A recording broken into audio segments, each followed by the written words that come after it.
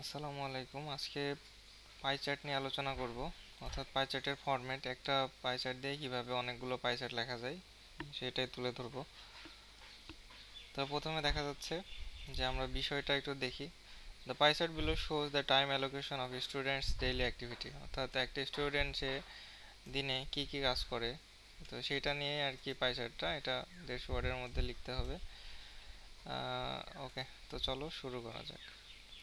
আচ্ছা, তো ছবি থেকে আমরা এটা দেখতে পাচ্ছি যে স্লিপ, সে হচ্ছে ঘুমায় 30%, পড়াশোনা করে 20%, রিক্রিয়েশন মানে হচ্ছে বিনোদনমূলক যে কাজগুলো আছে সেগুলো করে সে 12%, খেলাধুলা করে 5%, আদার্স অর্থাৎ অন্যান্য 8%, এবং কলেজ আওয়ার 25%। তো এটা আমরা কিভাবে বর্ণনা করব?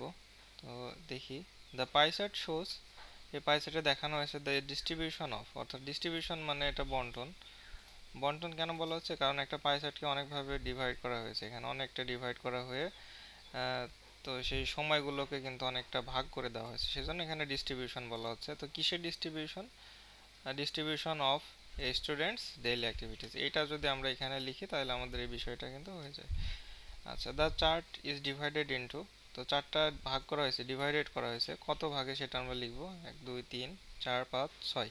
তো এখানে আমরা লিখবো 6 পার্টস ইন্টু 6 পার্টস, 6 ভাগে ভাগ করা হয়েছে। ইন দ্য গিভেন চার্ট, এই চার্টে it is clearly evident that, অর্থাৎ এখানে সম্পূর্ণভাবে স্পষ্ট যে the proportion of the circle shows, অর্থাৎ এই যে যে বৃত্তটা আছে, সার্কেলটা আছে, এর যে অনুপাত, এটা হচ্ছে গ্রাজুয়াল অথবা শার্প চেঞ্জ ইন প্রপোর্শনস। অর্থাৎ এটা হচ্ছে কিভাবে ভাগ করা হয়েছে, এটা কি গ্রাজুয়াল নাকি শার্প?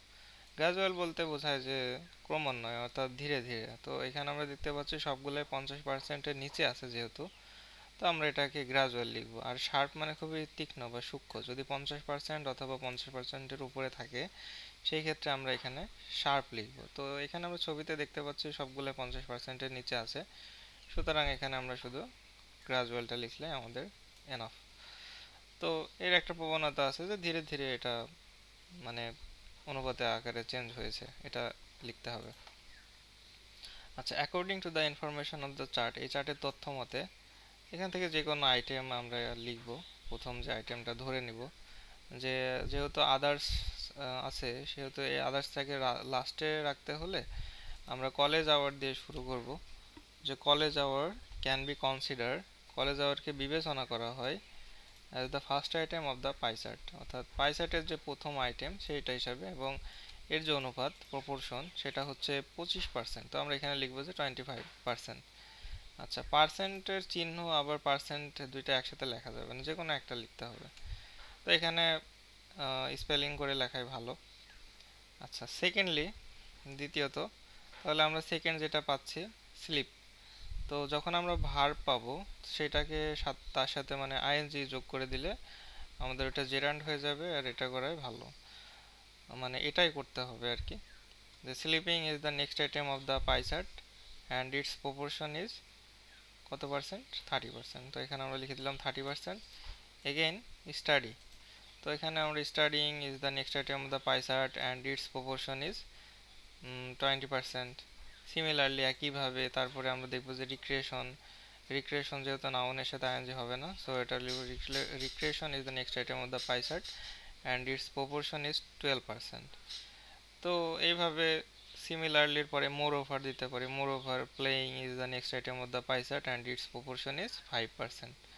তো এইটার পরে ফাইনালি দিয়ে আমরা শেষ করব, যেটা শেষের দিকে থাকবে finally others is the next item of the pie chart and it's proportion is 8%।